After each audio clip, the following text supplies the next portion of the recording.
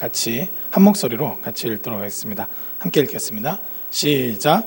아브라함과 다윗의 자손 예수 그리스도의 계보라. 아멘. 아멘.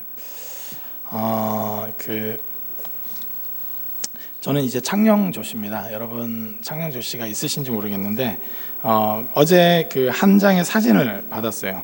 배궁 계곡에 대한 사진이었는데 한 형제가 이렇게 사진 찍어갖고 보내줬습니다. 배궁 계곡은 지리산 중에서 남명 조식 선생님의 채취가 가장 많이 남아있는 계곡입니다 라는 글귀가 적혀있는 간판을 찍어서 보내줬는데, 제가 간간히 이제 조식 선생님 얘기를 하면서 제가 이게 창녕조씨 47대 선 사정공파인데, 저는 근데 이제 제가 그 뼈대가 있는 집안이다 보니까 이렇게 가끔 언급한 적이 있는데, 그걸 기억해서 저를 굉장히 사랑하는 분이라는 것을 알게 됐어요. 본래도 알고 있었지만 어디 가서나 저의 채취를 느끼고 저의 마음을 알고 이렇게 해갖고 사진을 담아줬는데 그게 참 인상 깊었습니다. 보통 족보는 가장 유명하고 그 자기 집안에서 가장 출세한 사람들을 주로 기록하고 굉장히 그 위대한 어떤 가문에 속했다 이런 것을 자랑하기 위해서 기록하는 거죠.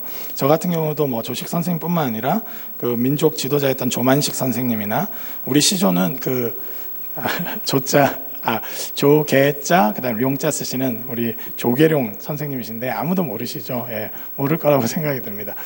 어쨌든 자기 시조가 되는 사람이나 그런 어떤 유명인에 대한 관심이 많죠. 아마 저한테 조식 선생님이나 조만식 선생님 이야기를 들어서 아는 거지 모르는 분들이 더 태반일 수 있을 것 같습니다.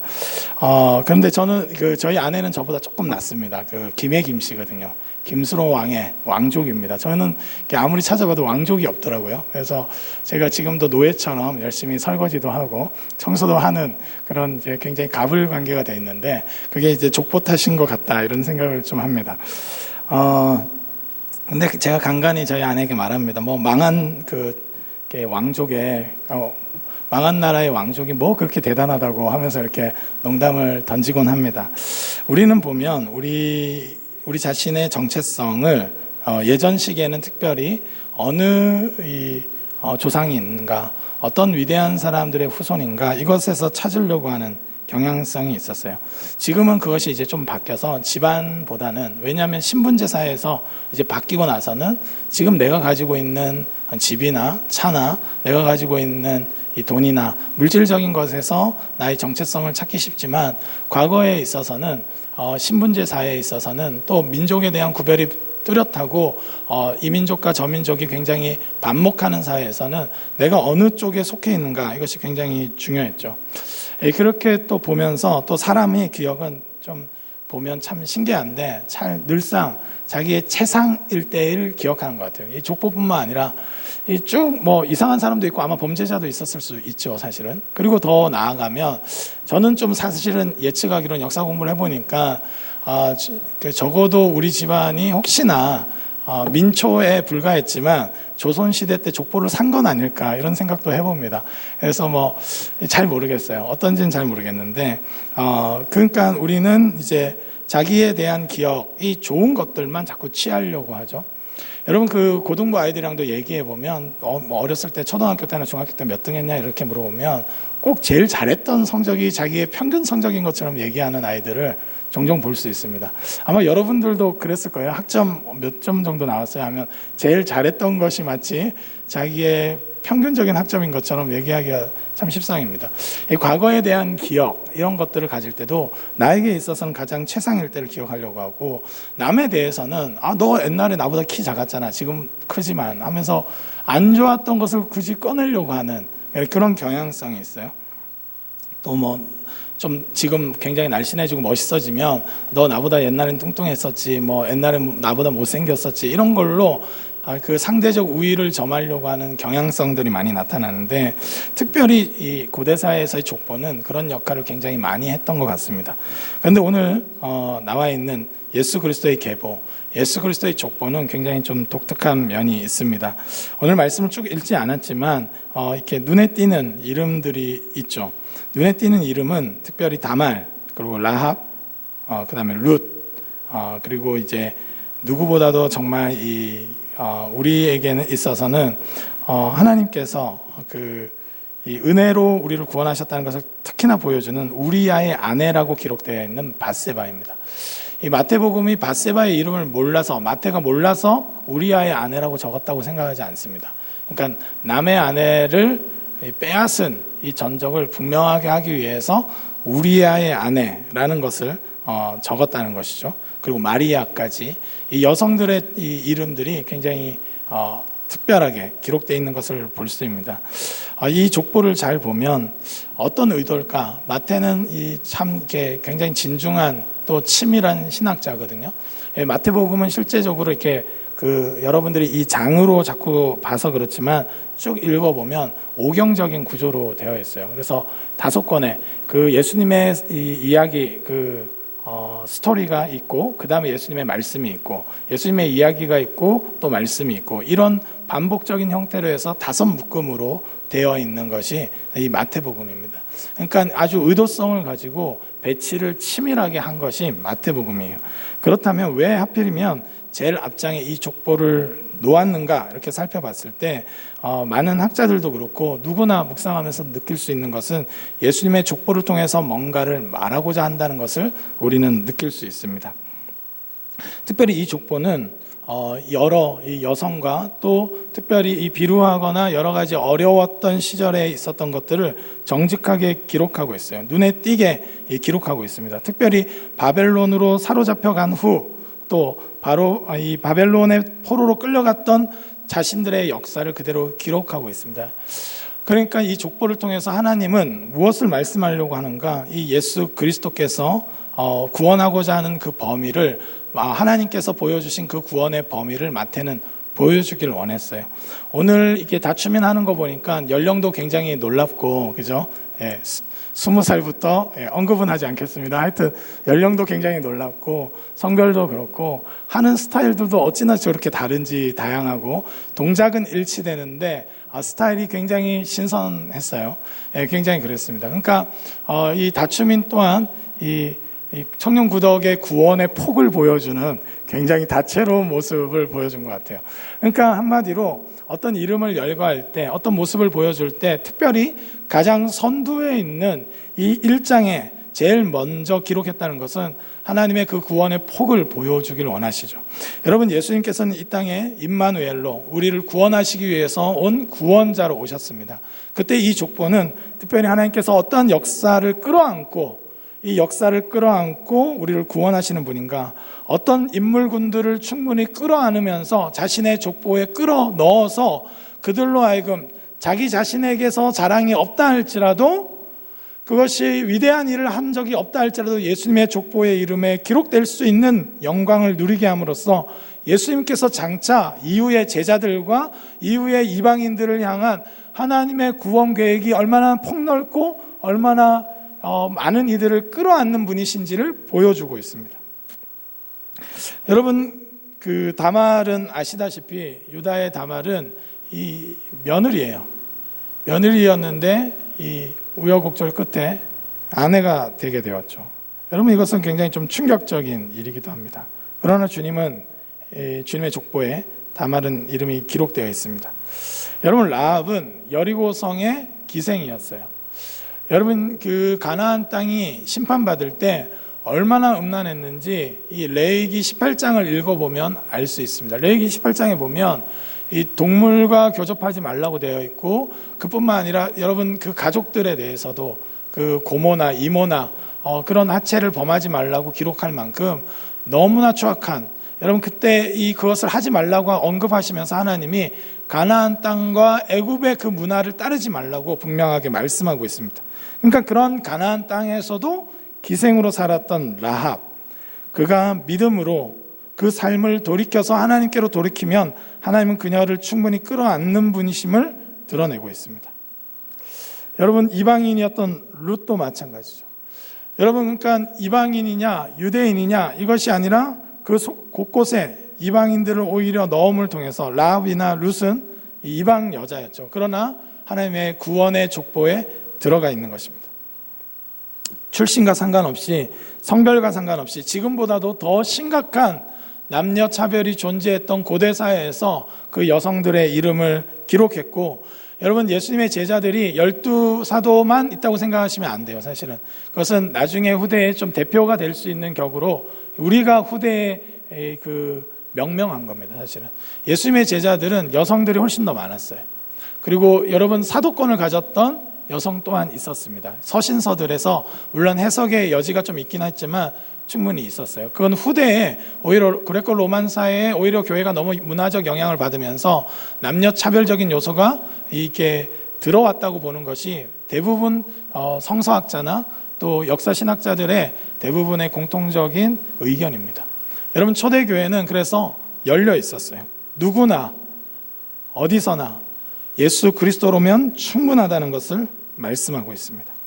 여러분 이 족보는 그것을 드러내기 위해서 의도적으로 나타내고 있어요. 여러분 다윗 또한 뭐 좀 영광스러울 수 있겠지만 그가 우리아의 아내 밧세바에게서 솔로몬을 낳았다는 것을 의도적으로 기록하면서 단순히 남의 이제 생각했을 때는 우리의 좀 수치스러운 건 다 가리고 영광스러운 것만 기록하고 싶어하는 인간의 본성을 꺾고 다윗 자체가 우리아의 아내를 통해서 솔로몬을 낳았다는 것을 상기시킴으로 해서 이스라엘이 뭔가 자랑할 게 있어서 하나님의 백성이 됐거나 이스라엘이 뭔가 하나님 앞에서 떳떳한 것이 있어서 위대한 사람들이 된 것이 아니고 구원의 역사를 이루어가는 민족이 된 것이 아니고 참 부끄럽고 수치스럽고 연약하지만 하나님의 은혜로 구원받은 자임을 드러내고 있습니다. 여러분 우리의 이름 또한 그렇지 않습니까? 여기서 다양한 분들이 있어요. 제가 뭐 교제하면서 속 깊은 얘기를 나눴던 많은 분들 중에 저를 포함해서 참 연약하고 부족하고 참 이런 사람도 하나님이 사랑하실 수 있을까 이런 생각이 드는 사람들이 있어요. 제가 제 자신의 그 기준을 가지고도 제 자신이 과연 하나님께 어떻게 이렇게 구원함을 받고 은혜로 이 부르심을 받을 수 있을까? 나 같은 자를 부르실 수 있는 분이라는 이 하나님은 얼마나 사랑이 많으시고 얼마나 위대하시기 때문에 나 같은 것까지도 끌어안으실 수 있는 분인가 이런 생각을 하게 됩니다. 오늘 마태복음 족보 또한 그렇습니다. 참 비루하고 연약하고 여러분 잠깐 이스라엘 역사를 자랑할 만한 것이 다윗과 솔로몬 때뿐이고 이후에 포로로 끌려가서 징탕 고생한 그 민족 뭐가 그리 대단하다고 하나님이 택하셔서 구원의 역사를 이루어가게 하신단 말입니까? 여러분 그렇기 때문에 이스라엘 이 예수님의 계보 자체가 하나님의 그 크신 은혜를 오히려 드러내고 있습니다. 그분의 구원의 폭을 드러내고 있습니다. 여러분 오늘 혹시나 이 크리스마스의 영광 예수님이 이 땅에 오신 일은 다른 사람의 죄를 위해서나 다른 사람의 온전함을 위해서 내려오셨을지는 몰라도 나를 위해서는 아니라고 생각하는 분이 혹시나 누군가 있다면 여러분 오늘 마태복음의 이 족보를 읽으시면서 하나님의 구원의 폭에서 벗어날 자가 없는 줄 믿을 수 있길 주님의 이름으로 축복합니다. 그분이 얼마나 치열하게 얼마나 열정적으로 모든 일을 끌어안으시고 구원하시고 구원의 역사를 이루어 가시는 분이신지 여러분 기억할 수 있길 주님의 이름으로 축복합니다.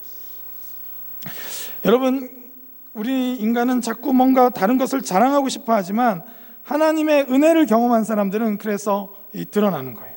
남자나 여자나 의인이나 죄인이나 유대인이나 이방인이나 왕족이나 이 노예살이나 유명인이나 무명인이나 그들은 모두 다 예수 그리스도로 인해서 그 은혜로 인해서 구원받을 자고 그 선물을 받을 수 있는 자라고 주님은 말씀하고 있습니다. 여러분 구원의 은혜에서 배제될 수 있는 사람은 아무도 없습니다. 스스로 배제하고 거부하고 예수 그리스도를 선물로 받지 않지 않는 한 그저 수용하고 믿음으로 누리고 그분의 사랑을 경험하는 한 하나님은 그 누구도 포기하지 않고 우리를 구원하시는 분이신 줄 믿습니다. 여러분 이 마태복음 족보를 통해서 우리는 다시 한번 또 바라봐야 됩니다. 여러분 가나안 성도들 또는 여러 가지 면에서 아픔과 어려움을 겪어서 교회를 떠났던 사람들 또 심지어 신천지에 빠졌거나 다른 이단에 빠졌던 사람들조차도 돌이키고 회복하고자 한다면 예수의 복음 안으로 다시 들어오려고 한다면 주님은 충분히 변화시키고 끌어안으실 수 있는 분이신 줄 믿습니다. 여러분 우리 다음 세대들 게임에 중독에 빠졌고 여러 가지 중독의 증상이 나타난다 할지라도 주님의 구원에서 벗어날 수 있는 자는 없는 줄 믿습니다. 우리가 그 구원의 폭을 알고 그 구원의 폭을 누리면서 우리를 부르신 주님이 우리 다음 세대를 향해서, 또한 우리 한국 사회의 많은 여러 가지 병폐로 무너져 가고 있지만 여전히 구원하시는 하나님의 손길을 기대하며 기도할 수 있는 저와 여러분 되기를 소망합니다. 여러분, 또한 마태복음의 족보는 오직 오히려 하나님의 은혜를 드러냅니다.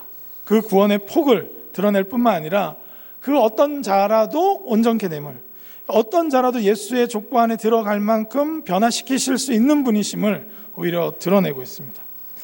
여러분, 사실은 자기 자랑을 할 게 굉장히 많았던 사람 중에 한 명이 사도 바울이죠. 그 사도 바울이 그럼에도 불구하고 이런 고백을 합니다. 고린도전서 15장 10절에 이렇게 기록되어 있어요. 그러나 나의 나된 것은 하나님의 은혜로 된 것이니 내게 주신 그의 은혜가 헛되지 아니하여 내가 모든 사도보다 더 많이 수고하였으나 내가 아니요 오직 나와 함께 하신 하나님의 은혜로라. 여러분, 사도 바울, 여러분 다윗도 그렇고 또 아브라함도 마찬가지지만, 여러분 우리가 성경을 통해서 그 인물군을 자세히 살펴보면 후대에 있어서 기억이 굉장히 위대하고 놀랍고 대단하지, 사실상 그 일상과 그 삶을 추적해보면 아브라함은 끊임없이 자기 생명을 위해서 아내를 누이라고 속일 뿐만 아니라 불신앙적인 모습을 보일 때도 굉장히 많았습니다. 그럼에도 불구하고 그가 믿음의 조상이 됐다는 것은 하나님의 열심과 설득의 과정이었죠. 여러분, 여기에 오늘 예배 온 분들 또한 저는 하나님의 설득 과정이 있었다고 생각합니다.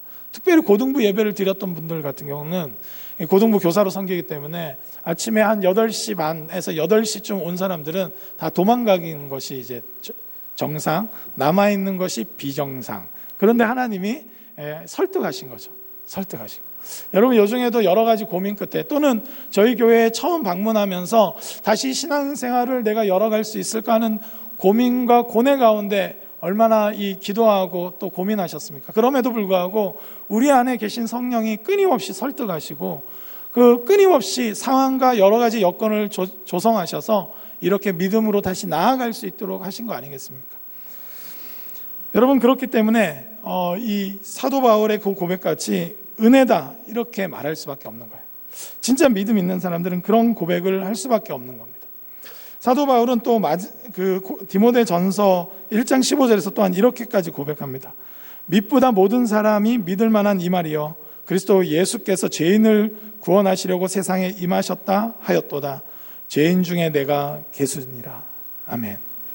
사도 바울이 생각할 때 아무리 생각해봐도 예수님이 이 땅에 오신 거 확실하다는 거예요. 왜냐하면 나 같은 죄인이 변화된 거 보니까 예수 믿고, 나같이 죄인 중에 괴수인 사람이 이렇게 변화되고 구원하신 걸 보면 정말로 죄인을 구원하러 오셨구나 라는 확신이 드는 거예요. 사도 바울이 어떻게 그렇게 신실하게 사역할 수 있었는가? 하나님의 은혜를 알았기 때문입니다. 여러분, 목장을 섬기면서 또 여러 가지 사역팀을 섬기면서 많은 생각들이 들었을 건데, 하나님께서 얼마나 신실한 분이고 은혜로운 분이신지 여러분 기억할 수 있길 바랍니다. 나 같은 자가, 나같이 마음이 하루에도 12번 바뀌는 자가 신실하게 1년 동안 여러분 목장 리더로 섬겼다, 목장 브리더로 섬겼다. 여러분, 이거 하나님 은혜인 줄 믿습니다.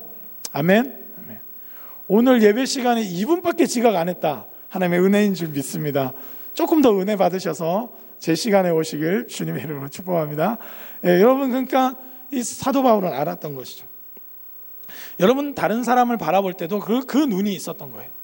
예수님이 이 땅에 오셨다는 것은 진실로 죄인들을 구원하기 위해서 이 땅에 오셨구나 라는 것을 고백할 수밖에 없는데, 왜냐하면 자기가 그 죄인 중에 1번, 최대로 죄인 중에 괴수라는 것을 알기 때문에 예수님은 반드시 이 땅에 죄인들을 위해서 구원하러 오셨구나라는 것을 사도 바울은 실존적으로 알았어요. 그렇기 때문에 그 누구도 포기하지 않고 끝까지 살아갑니다. 여러분, 고린도전서 말씀 아닙니까? 고린도전서에도 끊임없이 기록되어 있지 않습니까? 끊임없이 사도 바울은 교회가 타락하고 무너져 내려도 그들을 구원의 손길에서 벗어나지 않도록 예수 그리스도를 증거하고 선포했습니다. 실망스럽고 자기의 사도권을 거부하는 공동체에도 끊임없이 예수 그리스도의 은혜를 선포할 수 있었던 이유는 하나님이 은혜로 모두를 구원하시는 분이라는 것을 알았기 때문입니다.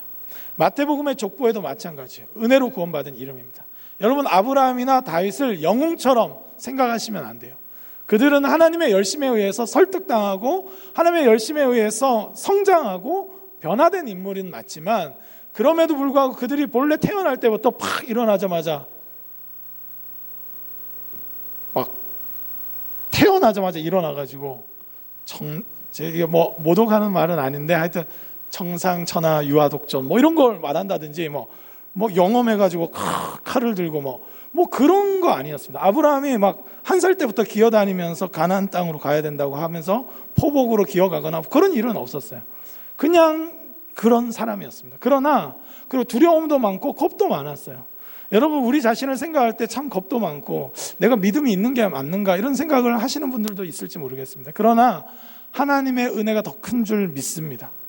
나의 나됨을 거부하는 말이 아니라 하나님의 은혜가 더 크다는 걸 알고 그 은혜에 의탁하는 사람들이 이렇게 변화되고 세워지고 살아갈 수 있는 이름들이 됐다는 것입니다. 여러분, 마태복음의 모든 족보의 이름들은 사실은 하나님의 은혜에 자신을 의탁한 이름들, 하나님의 은혜에 의해서 살기로 결정한 사람들의 이름일 뿐이지 그 사람 개인의 가진 성향이나 어떤 능력이 우리보다 훨씬 더 월등하거나 대단한 이름이 아닙니다. 그렇기 때문에 이 족보는 은혜의 족보예요. 여러분, 이 이름들을 불러가면서 저는 한 번씩 그 족보를 되게 특별히 좋아하는 편이어가지고 족보를 좀 읽어가면서 우리 청년부 한 사람 한 사람들의 이름을 한번 불러봅니다. 제가 기억하기로는 엉뚱한 사람, 제가 맨 처음에 왔을 때 신앙도 별로 없었던 사람, 이렇게 막 이름을 불러가면 참 재밌어요. 하나님이 얼마나 놀라우신 분인지. 근데 또 생각해 봅니다. 누군가 내 믿음의 선배가 내 이름을 보면서 요거 진짜 개구쟁이 맨날 교회에서 사고나 치고 막 하면서 이런 이름으로 기억하는 분이 있다면 아마 하나님의 은혜를 기억할 수 있게 되겠죠.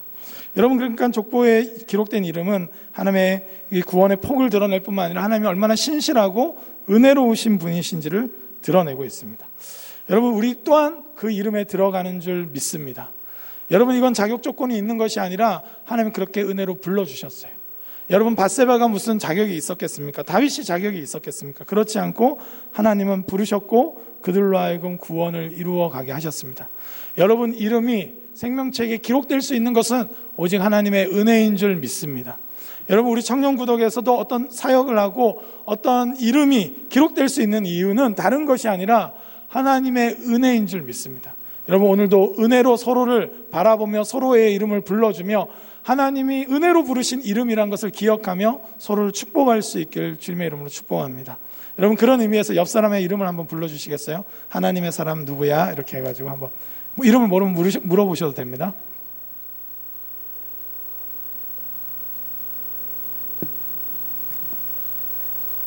이 소중한 이름들, 유명한 사람들도 있지만 우리가 봤을 때는 되게 유명한 사람도 있지만 아닌 사람들도 있지만 그거 중요하지 않아요. 예수님의 구원의 폭에 다 들어와 있는 것입니다. 그리고 또한 예수님의 그 족보는 1절 말씀에 보면 아브라함과 다윗의 자손, 왜 특별히 아브라함과 다윗을 나타냈는가? 여러분, 이거 유명해서나 대단해서라기보다는 두 가지 측면이 있다고 생각이 합니다. 한 가지는 이 아브라함과 다윗은 사실은 하나님과 직접적인 언약을 맺은 굉장히 중요한 인물이기도 합니다. 아브라함은 처음에 부르심 받을 때부터 모든 족속이 너로 말미암아 복을 받을 것이다 하는 바로 그 이름이에요. 믿음으로 부르심을 받아서 믿음에 의한 삶에 의해서 모든 열방 가운데 하나님의 은혜가 흘러가게 하는 그 이름으로 불러주셨고, 특별히 창세기 15장에 보면 횃불 언약을 통해서 반드시 그 일을 이루고 큰 민족을 이뤄서 하나님의 구원의 사역에 반드시 네 민족을 사용하겠다고 약속해 주시죠. 여러분, 예수님은 바로 그 언약을 성취하기 위해서 오셨다는 거예요. 여러분, 예수님은 단순하게 오신 것이 아니라 그냥 심심해서 오신 것이 아니라 약속하시고 그 언약을 성취하기 위해서 오신 분입니다. 구약의 대표되는 언약, 아브라함 언약. 또 한 가지의 언약이 뭐냐면 다윗 언약이에요. 다윗 언약 또한 이 말씀하고 있는데 사무엘 7장에 보면 하나님께 본래 다윗이 이 평안한 가운데 성전을 지으려고 하는 마음을 가져서 나단에게 말해요. 근데 나단이 밤에 이 하나님의 음성을 듣고 하나님의 계시를 받아서 다윗에게 말해줍니다. 지을 필요 없다는 거예요. 나중에 네 후대가 지을 거고 나중에 오히려 네가 짓는 것이 아니라 내가 너를 위하여, 이렇게 기록됐어요. 여호와가 너를 위하여 집을 짓고 왕위를 견고하게 하겠다, 이렇게 말씀하셨어요. 그리고 내 집과 내 나라가 내 앞에서 영원히 보존되고 왕위가 영원히 경고하리라, 이렇게 약속해 주십니다. 이게 다윗 언약이에요. 여러분, 이 언약의 성취로 예수님이 오셨다는 거예요. 여러분, 그러니까 온 세계 열방에 복을 주시고 또 왕위가 영원할 수 있도록 그 약속을 성취하기 위해서 오셨다는 겁니다. 여러분, 하나님은 그냥 이렇게 약속하시는 분이 아니에요. 반드시 지키시는 분입니다. 여러분, 어렸을 때 혹시 받았던 말씀들, 물론 성경 66권을 전부 다 우리는 약속으로 받았습니다. 할렐루야. 예, 다. 근데 특별히 또 나의 약속으로 하나님께서 이렇게 주신 말씀들, 하나님 그거 기억하시고, 여러분이 했던 모든 기도들 기억하시고 반드시 이루시는 분이신 줄 믿습니다. 말씀대로 이루시는 분. 여러분, 이 모든 언약, 구약의 모든 언약을 성취하시는 분이라는 것을 드러내는 것이 이 예수님의 족보입니다. 이 시간의 무게를 다 뚫어버려서 반드시 성취하시는 분. 여러분, 우리 인생을 돌아보건대 내가 과연 될까 할 그런 순간이 있을 거예요. 그러나 어느 순간 되면 하나님이 바로 그 자리에 올려놓으신 것, 그런 수준으로 우리를 성숙시켜 놓게 하신 것을 보게 될 겁니다. 그래서 사도 바울이 고백하죠. 나의 나된 것은 하나님의 은혜다. 어느 순간 보니까 다 사도 바울을 말하면서 그가 정말로 하나님의 사역자로, 여러분, 사도 바울의 삶은 어땠습니까? 오히려 교회를 박해하고 예수님의 이름을 오히려 욕되게 하고, 그리고 예수님의 귀한 이 제자 중에 한 명인 바로 스데반 집사를 죽인 사람이 아닙니까? 앞장섰죠.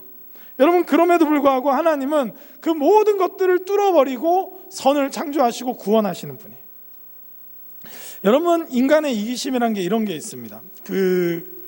이런 게 있어요. 여러분, 만약에 하나님이 우리도 구원하시고 카톨릭도 구원하시고 정교회도 구원하신다, 막 기분 나빠하는 데들이 있어요. 이렇게 보수 교단 이렇게 특히 출신이나 이렇게 하면 하나님 잘못된 거 아니에요. 이게 그럴 수 없어요. 이렇게.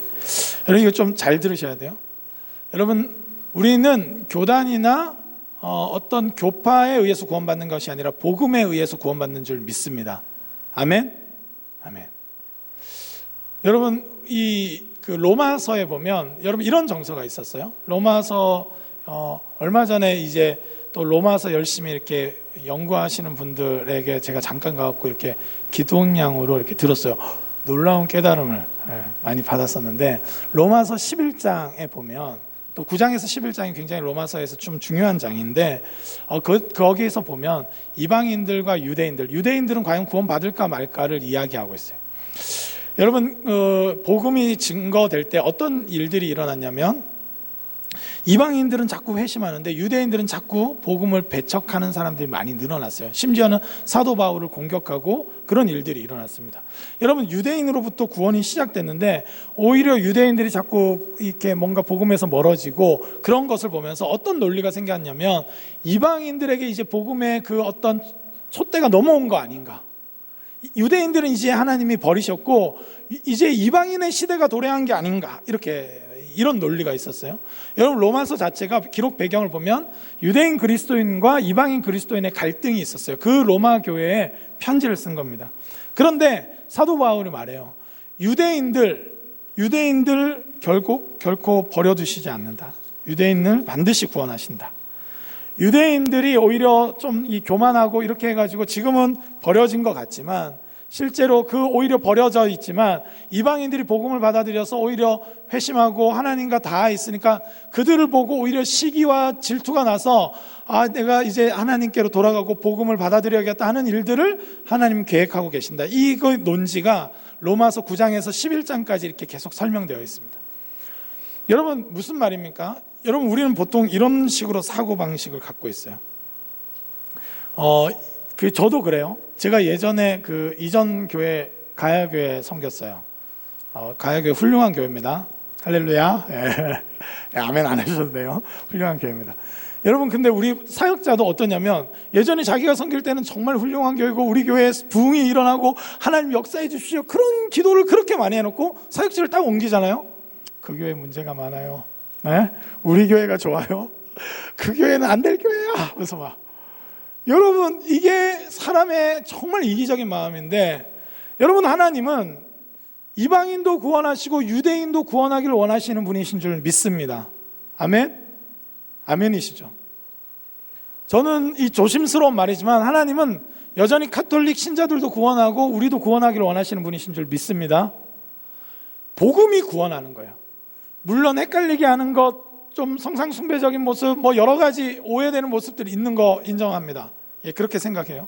그럼에도 불구하고 우리의 마음은 이제 가톨릭은 하나님 다 버리시고 다 지옥 보내야 되고 우리만 구원해야 된다. 아니면 장로교인 우리만 구원받고 감리교는 다 지옥불에 떨어져야 된다. 아니다. 오히려 우리 교단만 구원받아야 된다 하는 방식으로 하나님의 구원을 축소시키고 남을 깔보고 남들을 눌려버리고 그 상대적 우위로 자기는 대단한 사람인 것처럼 나타내려고 하는 것이 끊임없이 인간의 교만이에요. 여러분, 이방인들이 언제부터 그렇게 대단했습니까? 이제 말씀 받고 조금 회복돼 놓고 이제는 유대인들 버린 거 아닌가, 이런 논리로 쉽게 말해요. 여러분, 하나님은 물론 복음을 받아들이지 않는 유대인들은 다 구원받을 수 없습니다. 복음을 받아들이지 않은 가톨릭 신자 구원받을 수 없습니다. 그러나 복음을 받아들이지 않은 개신교 신자 또한 구원받을 수 없습니다. 여러분, 복음이 훨씬 더 중요한 줄 믿습니다. 복음이 자기의 인생에 있어서 가장 중요한 자랑이고 하나님의 은혜야말로 구원의 유일한 근거라는 것을 고백하지 않는 한 우리는 누군가를 누르고 다른 집단은 별거 아니라는 어떤 우월의식 속에서 우리는 마치 구원받은 집단인 것처럼 착각하면서 사는 거예요. 여러분, 그것은 옳지 않아요. 하나님의 은혜에 합당하지도 않고 하나님의 구원의 폭을 드러내는 것도 아닙니다. 마태복음은 그 구원의 폭과 은혜를 드러내고 있어요. 그분의 언약의 신실하심을 통해서 반드시 모두를 구원하시는 분. 이미 아브라함 때부터 너로 말미암아 모든 민족이 복을 받을 것이라고 말씀하셨는데 그 약속대로 예수 그리스도를 통해서 모든 이들을 구원하기를 원하시는 하나님이신 줄 믿습니다. 여러분, 그렇기 때문에 나와 성별이 다르거나 인종이 다르거나 나와 언어가 다르거나 나와 스타일이 다르거나 외모가 조금 자유분방하게 생기거나 아니면 외모가 좀 받쳐주거나 그와 전혀 상관없이 하나님은 능히 복음으로 우리를 구원하시는 분이신 줄 믿습니다. 여러분, 이것이 마태복음이 드러내는 말씀입니다. 여러분, 우리가 그것을 기억해야 돼요. 하나님이 얼마나 위대하신 분인가, 얼마나 지쳐있고 힘들어하는 자들에게 위로가 되실 수 있는 분인가, 그것이 하나님이십니다. 여러분, 하나님은 열심히 있으신 분이에요. 우리처럼 티미하지 않아요. 우리처럼 대충 살지 않으십니다. 그분은 신실하게 자기 전 존재를 던져서라도 구원하기로 약속하셨으면 온 열방 가운데 복이 흘러가도록 하시기로 하셨다면 그렇게 하시는 분이신 줄 믿습니다. 우리와 하셨던 모든 약속들, 예배 시간에 받았던 말씀들, 그 은혜들, 그 허투루 다 하나도 다 흘려보내지 않으세요. 여러분, 저는 어렸을 때 목회자가 되겠다고 살짝 기도했는데 하나님이 이렇게 열심히 설득하셔서 이렇게 해버리셨어요. 함부로 기도하지 마세요. 예. 여러분, 옛날에 기도했던 분들은 어떻게 될지 모릅니다. 100세 시대에 되고 나서 60세 은퇴하고 나서 갑자기 목회의 길로 갈지도 몰라요. 예. 장모 형제 잘 기억하세요. 하여튼 옛날에 기도한 적이 있으면 은민이 기억하고 있다. 하여튼 하나님은 어떻게 하실지 모르겠죠. 여러분, 이것이 하나님의 신실함입니다. 하나님은 그렇게 하시는 분이에요. 하나님은 우리 가운데 그렇게 일하시는 분이에요. 여러분, 그렇기 때문에 하나님은 이런 모든 세월을 뚫고 반드시 하나님의 뜻을 이루실 수 있는 분, 그분을 믿을 수 있기를 주님의 이름으로 축복합니다.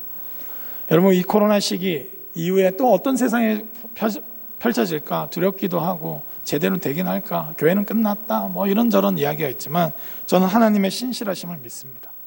하나님은 여러분, 이스라엘이 포로로 끌려가고 포로기 동안도 하나님의 신실하심을 드러내셨고, 하나님은 이 출애굽 상황에서도 광야에서도 그분은 어떻게든 인도해 내시는 분이셨어요.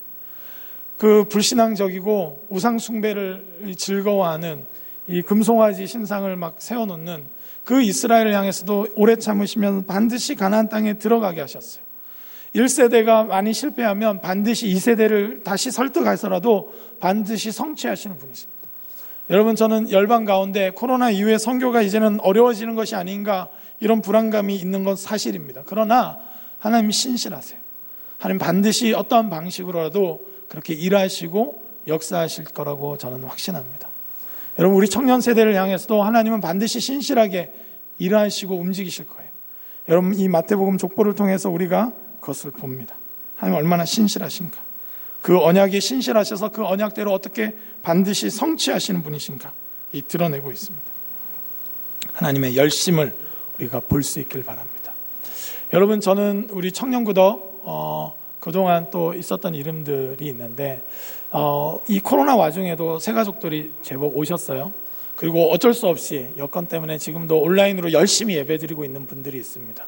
여러분, 때로는 우리가 잘 알지 못하면 저 사람의 믿음이 뭐 어떨까, 저 사람은 뭐 그냥 놀러 온 건 아닐까, 구경하러 온 건 아닐까, 내가 너무 멋있게 생겨서 혹시나 그 소문 듣고 새신자로 온 건 아닐까, 뭐 이런 착각들을 하실 수 있을 거라고 생각합니다.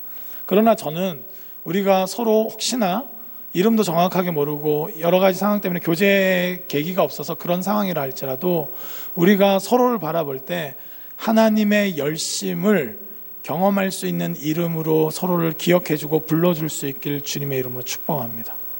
여러분, 서로의 이름을 불러줄 때마다 그냥 단순히 그 한 사람의 이름, 그냥 외모 어떻고 학력이 어떻고 인간적인 조건들의 이름이 아니라 하나님의 은혜와 하나님의 신실하심과 하나님의 열심을 경험할 수 있는 이름, 그 이름으로 볼 수 있길 바라요.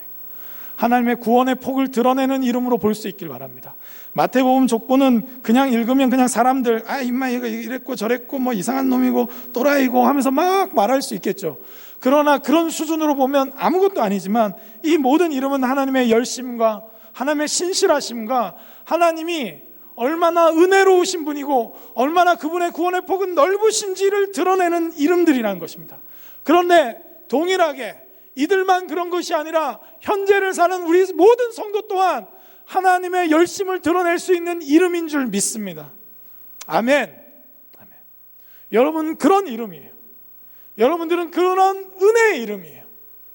여러분, 우리 시대가 어떻든 여러분들은 하나님의 신실함을 드러내는 이름입니다. 저는 믿어요. 여러분, 한 사람 한 사람이 얼마나 귀한지 존귀한지 우리를 위해서 오신 예수 그리스도께서 설득하시고 구원하셔서 우리를 그런 이름으로 만들어 주셨어요. 여러분, 오늘 이 시기 가운데 우리가 더욱더 깨어 기도할 수 있길 바랍니다. 이 시기 어려운 시기지만 우리 각 사람이 교회가 돼서 나아가게 하실 줄 믿습니다. 저는 기대해요. 코로나 이후에 우리 청년부 예배 아마 본당이 가득 차지 않을까 생각합니다. 인원이 중요한 게 아니라 여러분 한 사람 한 사람이 자기 삶의 자리에서 교회가 돼서 이미 전도하고 있고 코로나 때문에 지금 당장에는 오진 못하지만 붙들어 줄 수 있는 신실한 사람들을 위해서 기도해주고 품고 있어서 코로나 이후에 초대하기 시작했을 때 우리의 이름이 이름과 같이 우리가 품고 있는 모든 이름들이 하나님의 신실하심과 구원을 드러내는 이름으로 하나님 바꿔놓으시리라 믿습니다. 저는 하나님을 기대합니다. 여러분, 하나님께서 그렇게 신실하게 일하실 줄 믿습니다. 요는 우리 자신이 그 교회의 이름, 여러분 이 교회의 이름이 그런 거 아닙니까? 여러분, 구독교회, 제가 교회에 오니까 대구독교회라는 용어를 쓰시는 분들 많이 만났어요. 막 우리 대구독교회 막 이렇게 하시. 뭐 크긴 크죠. 이렇게. 여러분, 그러나 저는 대구독교회보다 저에게 훨씬 더 와닿는 이름이 있어요. 훨씬 더. 여러분, 대윤창, 대효선, 이런 이름이 더 큽니다. 하나님의 구원의 폭을 드러내고 하나님의 은혜를 드러내요. 대수은, 대영원, 다 불러주고 싶습니다. 대기봉, 이름이 좀 독특한데 대기봉, 좋습니다. 하여튼 누구든 여러분, 우리의 이름이 그런 이름이라는 거예요. 마태복음의 이름, 마태복음의 족보의 이름과 같이 존귀한 이름, 구원의 이름, 하나님의 사랑의 이름인 줄 믿습니다. 여러분, 그 확신을 가지고 여러분의 삶의 자리로 나아갈 수 있길 소망합니다. 하나님이 그렇게 우리를 불러주셨고, 여러분 내년에 리더로 섬기든 안 섬기든, 어떤 분들은 열심히 섬겨놓고 한 해 딱 쉬려고 하면 죄책감 갖는 분들이 있어요. 여러분, 절대 그러지 마세요. 그렇지 않습니다. 여러분의 유용성에 의해서 교회가 여러분을 평가하지 않습니다. 물론 잘 섬겨준 건 너무 감사하죠. 여러분, 저는 옛날부터 불만이었어요. 5년 내내 놀다가 이제서 이렇게 뭔가 봉사한다면 존귀한 이름이 되고, 4년 내내 열심히 섬기다가 1년 쉰다고 하면 저주의 이름이 되는데, 여러분, 교회는 그런 공간이 아니에요. 여러분 탈진하고 힘들면 쉴 수 있어요. 그러나 여러분의 이름조차도 그게 위축되지 않았으면 좋겠습니다. 여러분의 존재는 존귀한 이름, 여러분의 이름은 구원의 폭을 드러내는 이름, 여러분들의 이름은 하나님의 열심을 드러내는 이름, 여러분들의 이름은 하나님의 은혜를 드러내는 이름인 줄 믿습니다. 여러분 그것을 기억하면서 오늘도 기도할 수 있길 바라고, 이 대림절 기간 나를 위해 오신 예수 그리스도, 여러분 예수 그리스도의 그 족보 속에 있는 이름만큼이나 무게감 있게 우리의 이름을 불러주시고 우리를 기억하시는 그 하나님이심을 기억하며 오늘 이 한 주간도 기도하며 여러분 구원의 감격을 누리며 우리의 이름 가운데 대자를 써가지고 한 번씩 불러주시고 서로를 존귀케 하고 존귀히 여기고 서로의 이름을만 불러봐도, 여러분 처음 보는 사람들 이름 소개하면 너무나 존귀한 이름이라는 것을 일깨워주고 하나님의 은혜의 이름, 하나님의 은혜를 드러내는 이름, 하나님의 열심을 드러내는 이름이라고 서로에게 말해줄 수 있는 저와 여러분 되길 소망합니다. 우리 이 시간 함께 찬양하고 기도하며 나가겠습니다. 슬픈 마음 있는 자, 몸과 영혼 병든 자 누구든지 부르시오. 예수 이름 부르시오. 여러분 이 시간 여러분의 이름이 어떤 이름인지 모르겠어요. 혹시 오늘 예배 드리기 오기 전에 이름은 혹시 슬픈 마음 있는 원종, 몸과 영혼이 병든 원종으로 왔을지도 모르겠어요. 그러나 예수 이름 안에 들어갈 때 여러분 이 모든 족보의 이름들은 예수님 빠져 있을 때는 허망한 이름, 이 간음했던 이름, 이 기생이었던 이름 그렇게 평가되었지만 예수님의 족보에 속했을 때는 예수님의 조상의 이름이 됐던 것 같이 우리 또한 예수님에 속했을 때 예수 그리스도 안에서 하나님의 자녀된 이름임을 알고 하나님 예수 그리스도를 붙잡고 예수 그리스도 안에 구원이 있음을 알고 우리가 이 시간 함께 고백하며 나아갔으면 좋겠습니다. 함께 찬양하겠습니다. 슬픈 마음 있는 자, 슬픈 마음 있는 자, 몸과 영혼 병든 자, 몸과 영혼 병든 자 누구든지 부르시오. 예수 이름 부르시오. 그 이름을 믿는 자, 그 이름을 부르는 자, 그가 어떤 사람이든 그는 구원하리. 다시 한번 고백합시다. 슬픈 마음 있는 자, 슬픈 마음 있는 자, 몸과 영혼 병든 자 누구든지 부르시오. 누구든지 부르시오. 예수 이름 부르시오. 예수 이름 부르시오. 그 이름을 믿는 자, 그 이름을 부르는 자, 그가 어떤 사람이든 그는 구원 얻으리. 예수 예수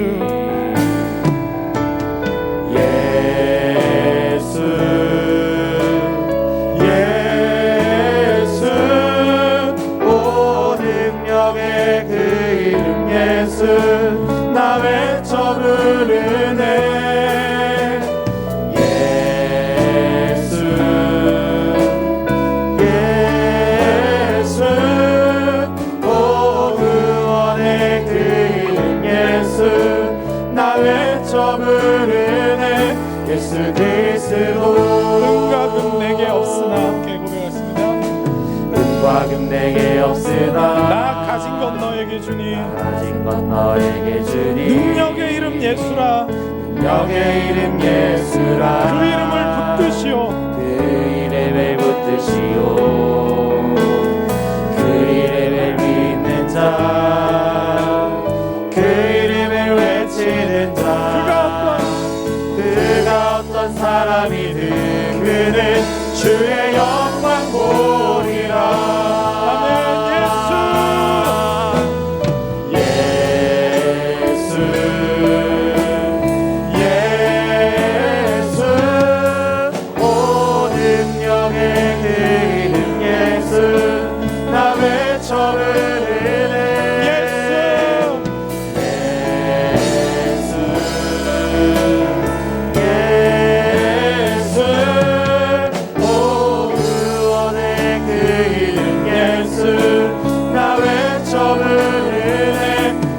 그리스도.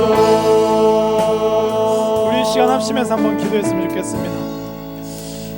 여러분 혹시 슬픈 마음으로 오셨어요?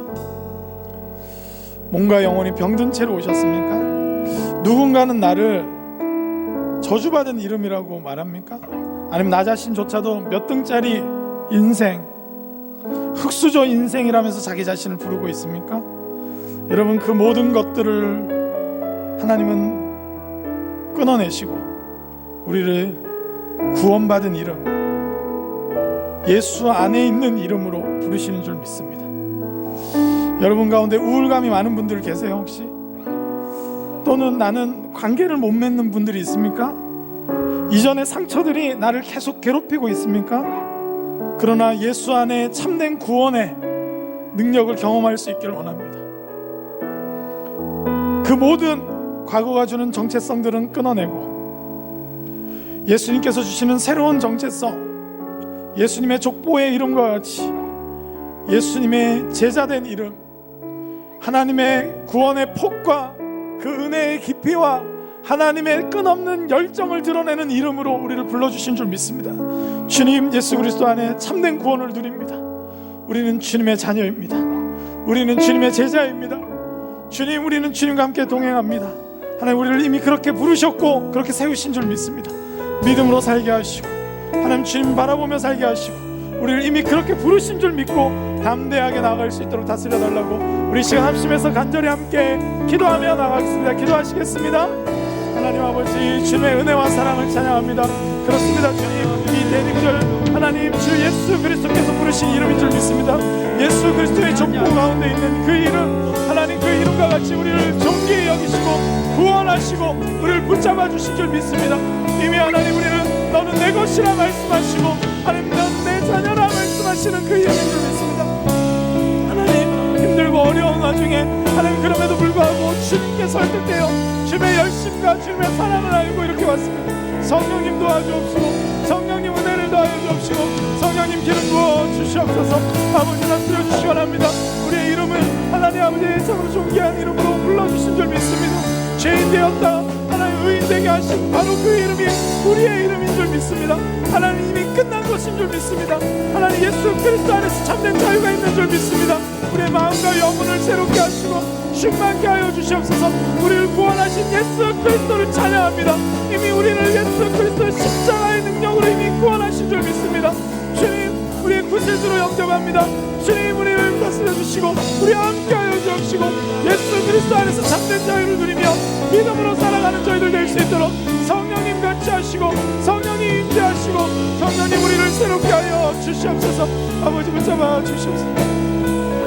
우리 시간 한 번만 더 기도할 때 서로를 축복하면서 우리 기도했으면 좋겠습니다.